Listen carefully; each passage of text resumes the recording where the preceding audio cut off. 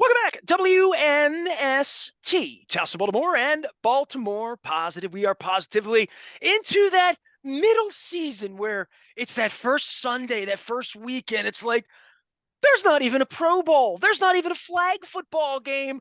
And we're amidst a Hall of Fame conversations and Radio Row conversations here. But we have real-time activities, including a new offense coordinator for the Baltimore Ravens, as well as the Angelos family coming out of its shell and meeting with selected members of the media.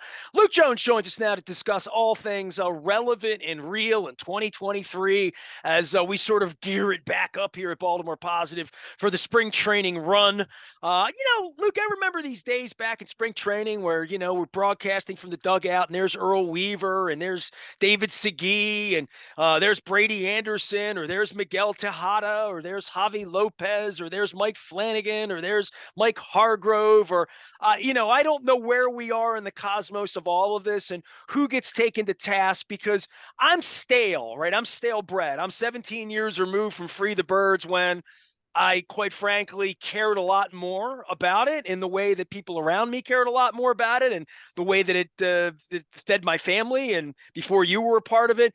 But as a flyover baseball apparitio at this point, engaged with Bruce Springsteen concerts. And quite frankly, coming from a baseball town, I was in Houston for a couple days last week with friends, family who go to Astros stuff everywhere, and feeling that vibe that, baseball making the news in the offseason for anything, even if it's Angelos' kid at this point, being crazy and doing crazy stuff. I mean, they've got good players. They're a relevant franchise again with all of these tentacles of Nashville ownership, money, future ownership, dying owner. And even in February and March, we're still like, man, maybe the offense coordinator is more interesting. I don't know. You tell me, but welcome in. I want to talk some sports today and certainly want to get your feedback on Team Angelos now that lawsuits are done and they're going to play ball in a couple of weeks. This should be an exciting time for baseball fans. It should be. Yeah, and it is to a degree. As I wrote at BaltimorePositive.com, if you don't have some reason for optimism and some excitement based on what we endured over the last 4 or 5, 6 years, especially, the post Buck Showalter, Dan Duquette, that crashed and burned late in 2017. 18 was awful, and then obviously they reset everything. If you endured all of that and you maintained some level of engagement with that product over the last 3, 4, 5 years, where that was not easy. I mean, let's be very honest about that. Just putting aside all the off-field drama, just how awful that was on a nightly basis. Well, you and I do it professionally, and thinking about doing it 7 days a week when they are 12 and 29 to be 28 and 51, it became not a going concern, and it very much is again, right? It really is. Right. And when John Angelos is out in front of this and there's no lease and he's a dishonest human, and an appearing human after 3 decades all of a sudden to run the thing, this should make everybody sit up and say what's going on, at least because baseball is going to be on every night if you can find it on your cable, Right. But even before you get to that, just strictly talking in terms of what you're seeing on the field, certainly 2022 is a great story for the Orioles were one of the best stories in baseball with the 31 game turnaround that they had and finishing 83 and 79 after being a 110 plus loss team each of the previous 3 full seasons. I mean, that was something to celebrate if you're an Orioles fan, just in terms of what they had endured in recent seasons. However, all of the excitement for Adley Rutschman and Gunnar Henderson and Grayson Rodriguez and continuing to have a consensus best farm system in baseball, which shows that the future continues to remain bright beyond 2023 even. You look at this team, there's plenty to be excited about, but there's still a lot of questions. And that's where we come back to the offseason, and that's when we start to ask the questions of, why does this team still have the 29th ranked payroll in all of baseball? No one is expecting with any level of reality that this team was going to suddenly have a $200 million payroll. We talked about that at the beginning of the offseason, but when you're last or next to last in the way that the Orioles were last year, as Oakland was trimming more and more payroll and getting rid of more and more players, which they continued this offseason, mind you, there was a thought that there should be some money to spend here. And yes, the payroll is more than it was last year. And if the Orioles want to puff out their chest and say, well, it's a sizable percentage higher than it was a year ago, technically that's true. But in terms of where the Orioles rank compared to even other teams that you would consider where somewhere in that mid to small market tier in terms of media markets and clubs, it's still on the very low side. So that's why what I wrote at BaltimorePositive.com last week, I'll stand behind that. There's absolutely reason for excitement. There's absolutely reason for optimism. I think this is going to be a team that's going to be really interesting to watch. And I think there is much more upside for this club than there's been in a long time. When you look at Adley Rutschman, when you look at Gunnar Henderson, when you look at Grayson Rodriguez. However, when you look at the offseason activity, it was much more about, it felt much more of, let's try to duplicate what we did a year ago without putting meaningful long-term investment in the major league payroll. Now, part of that is some of the younger guys that they've had that have been around a few years, not talking Rutschman and Gunnar Henderson, but the Cedric Mullins, the Anthony Santanders, guys who've been around for a few years. Yeah, they are making more money than they had been. So there was always going to be a natural increase in the payroll to at least a small degree. But you look at the rotation moves. Okay, they signed Kyle Gibson. He replaces Jordan Lyles. They added Cole Irvin in a trade, which I actually think was a good trade. I think he's going to be a solid, raise the floor of the rotation kind of guy. But I keep looking at this roster and I say, all of their upside, it continues to be tied into their youngest players, which I think Adley Rutschman can handle that. I think he proved that last year. But I look at Gunnar Henderson, who I think the world of. Let's be clear about that. And Grayson Rodriguez, who so many people who've watched him on a consistent basis in the minors think the world of. You're just asking so much out of those two, which Gunner's was in the majors a month down the stretch last year, and Grayson Rodriguez has yet to make his major league debut. Now, he would have last year had he hadn't had the health issue, but those are the guys that you're counting on for this team taking the next step. The moves that they've made as far as some of their veteran additions were much more guys that, okay, they raised the floor a little bit, but are they making a difference of this team taking the next step, going from 83 and 79 to making the playoffs, being one of those three wild cards, having some semblance of a shot to make some noise in the division race, which certainly I'm not looking at the Orioles to win the division, but you'd like to be in the hunt, right? I mean, wild card teams are generally going to be in the division hunt at the very least. So that's where you look at this offseason and you kind of say, okay, what's going on exactly? Well, why didn't the payroll go up a little bit more than it did? And that's where we get to John Angelos' comments in Sarasota on Sunday, which, he did talk to the media in person for the first time in his life. The fall of 2018, the day that Mike Elias was hired.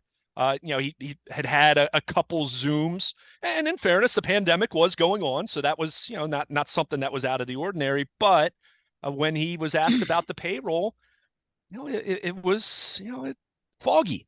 I mean, he makes the comment that there's more to spend, and they're not there yet, but alludes to the fact that they'll spend more. But okay, what does that look like? And he talks about aspiring to look like teams like Tampa Bay and Milwaukee and Cleveland in terms of they've remained competitive. I mean, we've talked a lot about the Rays with their farm system, but at the same time, it's fair to question, well, is that your ceiling? Because as well as the Rays have played in terms of sustaining a level of being competitive and making the playoffs and being able to be a team that's played in October, we've also talked about what's wrong with Tampa Bay and the viability of the Rays and their ballpark and their location and all these other issues that have prevented them from taking the next step to becoming a team that can win a World Series. Now, I get it. They made it there in 2020, the weird pandemic year. I think everyone kind of in their mind slaps an asterisk on that season for a number of reasons, out of anyone's control, as it pertains to baseball people. But when you're talking about aspiring to those teams, that's when people start to ask, okay, well, then what's the long-term objective here? I mean, concerts are great, and wanting to improve the city is awesome. Don't get me wrong. I'm not saying the community partnerships, which Angelos talks about, aren't important, because they are. But at the same time, you know what else is really important to people who have continued to support this baseball franchise over the last 30, 35 years, where frankly it hasn't had deserved a whole lot of support based on the results that they've given in return? Winning.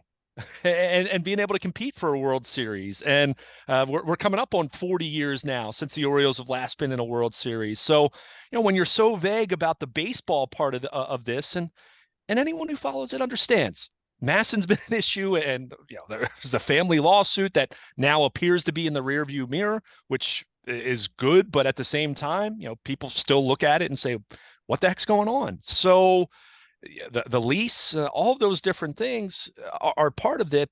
But you saw a team that took a massive step last year, and there was a lot of excitement, and rightfully so. And people were excited. To your point, how excited relative to the Ravens and Todd Monken and being at this inflection point with Lamar Jackson? To me, this was a golden opportunity for the Orioles to not capture the city's full attention, because the NFL's king in Baltimore, just like it's king in any other market that has an NFL team.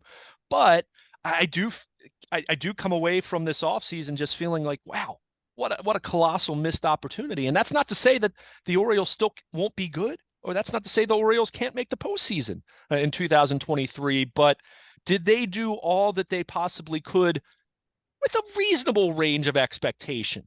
Elevating the payroll, but not doing it to a insane 1 year, one winter increase. That's where I look at this thing and say, I'm left wanting, quite frankly. And that's where that does temper a little bit of that excitement that is kind of natural for a baseball fan when you're talking about pitchers and catchers reporting and coming off of what was a really fun 2022 season. How old were you in 2006 when I did the walkout? I was that was so September of 2026. I was just almost 23 years old, turning Okay, so 23 a you were month an later. adult. You were a drinking, thinking Yeah. adult. And I know you to be pretty astute. I met you within 18 months of that, and it's now 17 years later. It's been 17 years. I found the signs. 17 years. I found shirts, Free the Bird shirts from 17 years ago. The pictures, the Hard Rock, the walk, the march, Peter Schmuck, all of it, right? And it's amazing that, like, all these years later, the heat for me was how much they lied, how dishonest they were, just in general, how incompetent, grossly incompetent, but on top of incompetent, how malicious they were and how petty they were, and how everyone in the line, from players, agents, owners, business people, local people, sponsors, ticket holders, everyone saw the situation for what it was 17 years ago. And I ran in the middle of the streets and screamed like, it's going to burn down. It's going to be terrible. One day they might not even re-sign a lease. Here we are 17 years later. And every single thing you just went on your 5.5-minute rant about really just goes back to confidence level of ownership. Do these people know what they're doing? And at what point will they ever know what they were doing? And when will we know it? I mean, we know Mike Elias knows what he's doing, right? I mean, we're, top of class, consensus, Baseball America, blah, blah, blah, blah. On the field, you see these players, you see all of that. And then you're wondering, do they know at any other point what they're doing? Like what I don't know what they're selling in the offseason, marketing in the offseason, TJ Brightman, the Oriole Bird, these caravans they've done, spring training. The owner pops off a couple of weeks ago on Martin Luther King Day, then pops off again sort of a little bit. And like to your point, you say something about John Angelos. I'll know he's a real man when he wants to sit and take questions from somebody like me. I mean, like, hiding and we're going to pick the media and we're going to do it in Florida under dude, come sit in my studio and sit down, put your feet up for 2 hours, and let's talk about the city and your causes and Martin Luther King and the baseball team and commitment and what casino needs to go in and what needs to happen in the parking lot, how much money of the 600 million that you need to make the deal happen. Have you really talked to the Nashville people down there? How's Tim McGraw doing? You know, Garth Brooks, how are they feeling about things? How is Nashville? Do you like it down there? Why do you live down there? Things like that. If he wants to sit like I talk to everybody else, including Diamond Dallas Page on this program with you last week, right? Like there's 17 years later, I still look at this as a flyover and doing this for a living, which is trying to help the city, investigating things, talking to people, asking about causes, trying to fix the Preakness, trying to, the Ravens just signed a lease. Good for them while they're kicking media people out and intimidating media people. But this Orioles thing, it still comes back to it's 2023. And even when they're getting some aspects right, and they can, and the price and the cost of admission's gone up, and wherever they are with television and getting me their games to this device where my grandchildren are going to want to need to see that, right? That somewhere in a lacrosse town, somewhere in here, they would figure out how to do this correctly, and they're still doing these half-ass press conferences. And I was taking notes on everything you said because I'm writing a future column this right now, Luke. But you called it foggy. That was your word. What's foggy about this in your mind? What's foggy about the franchise at this point? Well, I mean, the lease and Madison, I mean, those are just stating the obvious things, right? I'm talking in terms of because I always talk about it, there's a range of fandom. Not every fan has the interest in keeping up to date with the Madison thing, other than just acknowledging it exists and it is important and it does have an impact, but they're not going to sit there and read court documents. I mean, that's, that's not what a lot of fans are going to do. My question, when you're looking at it strictly from a baseball standpoint, and this is where I will give John Angelos his due in terms of he did hire Mike Elias. Unlike his father, he did recognize the value in a farm system and dipping into the international market, which is slowly but surely starting to pay some dividends when you start to see some prospects that are on their radar. Still a couple years away, but guys that they've signed internationally and doing infrastructure, improving the infrastructure and baseball ops and the He technology hired and a the analytics competent department. baseball guy. There's no He doubt about absolutely that. did. And that's why he does deserve credit for that. Now,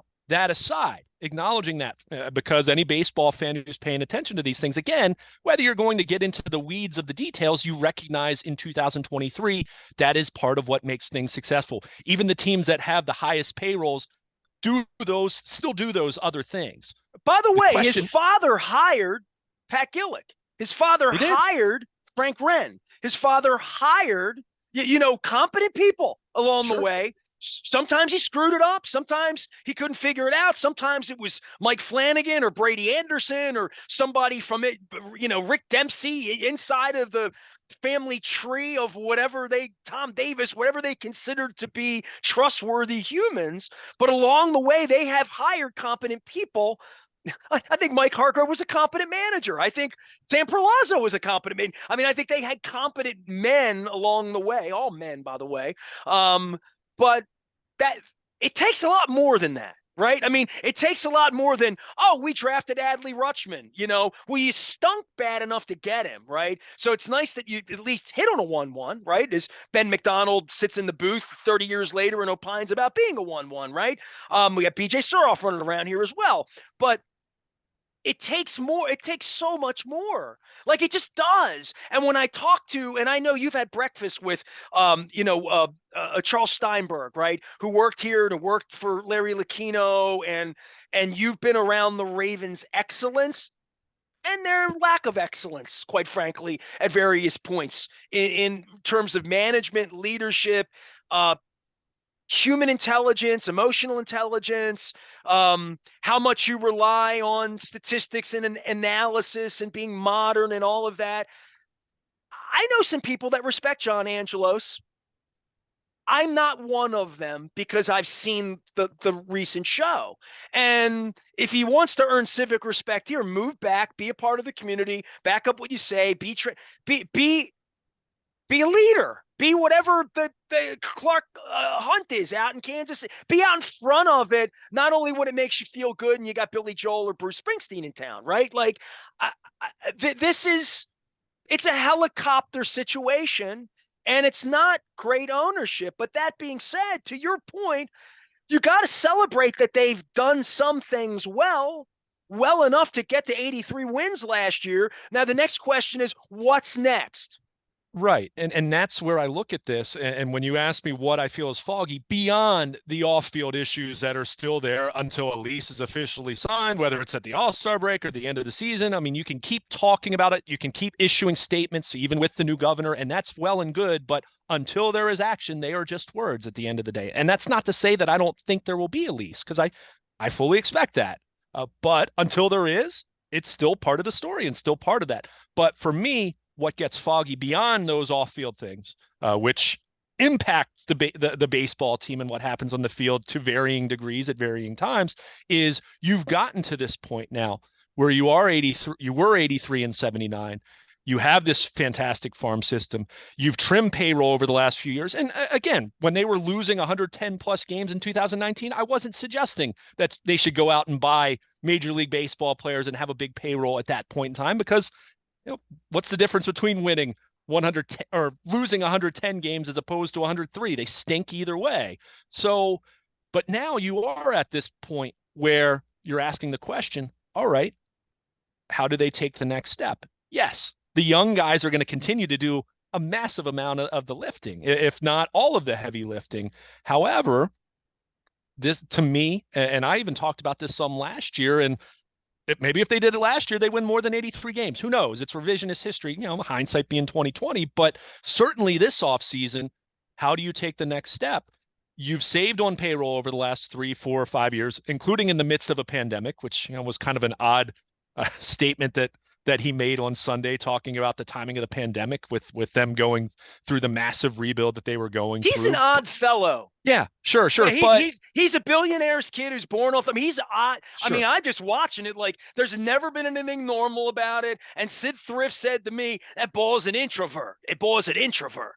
Well, now he needs to be extrovert. And I think part of all of this stage show with his media bunkies that he wants to bring in and allow in and invite down to Florida, without socks and sandals to talk about issues up there in the city where it's cold. Like, the notion that they're trying to get a lease done, this is his best foot forward. He's trying hard, right? I mean, just the fact that he sat down with people, he's trying this week to at least move public opinion, maybe not on me, but on others, that he's going to be getting this money from the state and fix things up and make it nice, under the guise that they're going to allow him and the family to keep the team when dad dies, right? Like, at the nut of it all, at the crossroads of all of it, Luke, it's that he's fighting to keep the team in a way that where David Modell was resigned to the fact that he just wasn't going to own the team. The finances, the league, who he was, where he is. I don't gather that John's there. I gather that John goes to bed every night thinking John's going to own the Orioles the rest of his life in Baltimore, and that's going to be a battle unto itself, right? Like, it doesn't feel like they're fixing to sell this team or cheapening it down or getting a better deal for the next owner. That's the really complicated part of the Rubik's Cube here that entails Mr. Lerner's family, who passed away last week. They're trying to get rid of that team, the massive money. Dude, this is not even checkers chess. This is stratego. This is a different level of what's going on here. And what I see from him in this guy hasn't appeared in 25 years for anybody. He's shown up on my timeline, 3 times in 3 weeks now. And they're looking to get to the marriage of whatever the deal is, under the notion that I think he thinks he's keeping the team. And that would be news to every other astute person I've talked to within the industry that thinks that John Angelos is really going to own this team 5, 10, whenever this lease they baked the cake on the lease that his family's going to be a part of this. There's always been a thought within baseball that some other family would own this team. But, dude, they've been saying that since Madison was born 18 years ago, 19 years ago. Well, and I mean, certainly you're better versed with capital gains and, with Peter, as far as. Well, no one knows what Peter's will right. Well, in the same way that you don't know about anyone, right? I mean, when you're called home, you're called home. I mean, but just all the layers to that again, there are people that are far better versed in that than me. But certainly based on the way he spoke on Sunday, he did not give off any kind of an impression that he's looking to sell now or anytime in the near future. Now, there's a range there. I mean, the family owns roughly 70% of the club.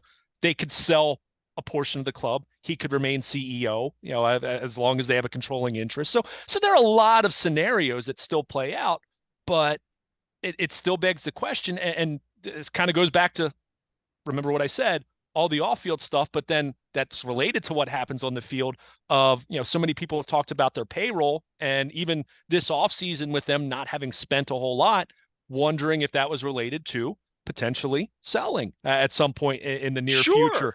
But if they're not, then that begs the question even more. Well, why wasn't there a little more money put into the major league payroll this offseason in terms of, no one's saying, realistically speaking, going out and signing Jacob deGrom. I mean, I was just reading some stuff over the weekend that people think the Rangers were insane to give Jacob deGrom the deal that they gave him based on the health issues he's had the last couple of years. Well, Carlos Correa had 3 or 4 deals that were insane. Sure. Well, sure. But the point is, they didn't go out and get someone viewed as a top half of the rotation starter, let's say.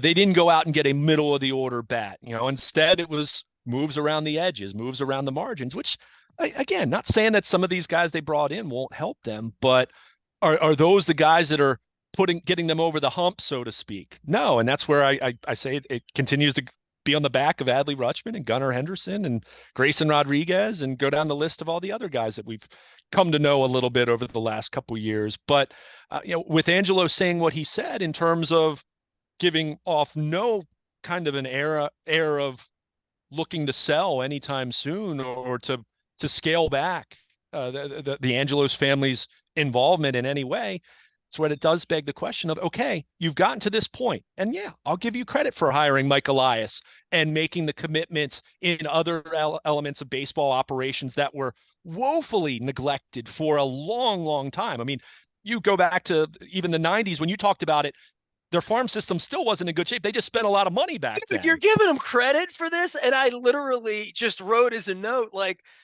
you do know Paul McCartney and Billy Joel and Bruce Springsteen have been playing baseball stadiums for 20 years, right? They play every other stadium on the continent. So to act like, well, we have an academy now and we have scouts in places.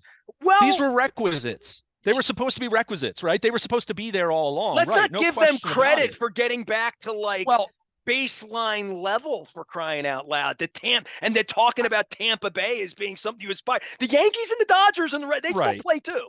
They're still in the league.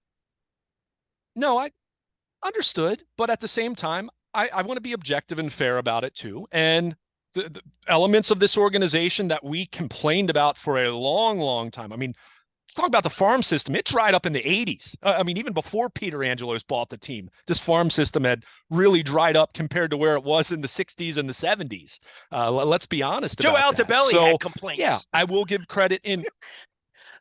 Yeah, I mean, right, exactly. He didn't last very long after 83 because it all dried up at that point. But my point is with that is lots of teams recognize that, but they still don't execute it well. There are still teams that have lousy farm systems. How much have we talked about? We don't even live in Los Angeles or anywhere close. We're on the other side of the country. And how much have you and I mentioned, at least in passing, how the Angels have wasted Mike Trout and Shohei Ohtani? Why? Because they've had a lousy farm system and they haven't been able to put a good enough team around them, because you can't just have 2 players and expect to win meaningfully. So I will give them that credit. But to your point, and I agree, let's not, I don't want this to be a case of giving credit means that John Angelos and the organization just pats themselves on the back and say mission accomplished. 83 and 79 is not mission accomplished. 83 and 79 in my mind and my expectation, and I'm not talking out of turn here, I'm not talking like any different than any fan would at this point, should be a stepping stone to next being competitive. And my question is then is, okay, being competitive and making the playoffs is great. And we've talked about this a little bit with the Ravens over the last 10 years, right? They haven't had these 3-13 kind of seasons, but they have 2 playoff wins over a decade. So, you know, different sport, different economics, all of that. No one's questioning the Ravens wanting to win. But with the Orioles, it's a case of, okay, you're at this point now, got a good farm system. You have a low payroll that should mean flexibility that you can go out and spend smart, wisely, intelligently, but spend and augment what you have. Why wasn't more done? To If your it's point, not where right are the now, JJ is Hardys, it where are the next Nelson offseason? Cruzes, where's Exactly. that coming from 10 years ago? Right. And let me say this, and my final thought on it is, if it's not that, then at the very least, give me a show of good faith and go extend Adley Rutschman then. Go extend Gunnar Henderson then. And at least if you're not going to spend on outside free agents, these special young players that you have, signal to me they're going to be around for the long term. Because my final thought on Tampa Bay, as great as they've been in building a farm system and being competitive, they've also cycled players in. And I think that's a big reason, beyond the location and the lousy stadium that is Tropicana Field and all of that, is their fans don't have anyone to identify with, because those guys are there for 2, 3, 4, maybe 5 years with a couple exceptions, and then they're gone. And they just cycle players in and out. So if you're telling me that's the model for the Orioles, then I don't know what the ceiling is there, but it doesn't feel like it's having a great chance to win a World Series, on a multiple year kind of basis. So that's where it's foggy for me in terms of what does the next step look like, because it felt like a half measure this offseason, and that's where some of my excitement for 2023 is really tempered. Hey, man, don't blame me. We're talking baseball. Luke Jones is here. He's Baltimore Luke. You can find him out on the interwebs. And, of course, spring training, not around the corner. Spring training is here, and we're going to have real games coming up very soon.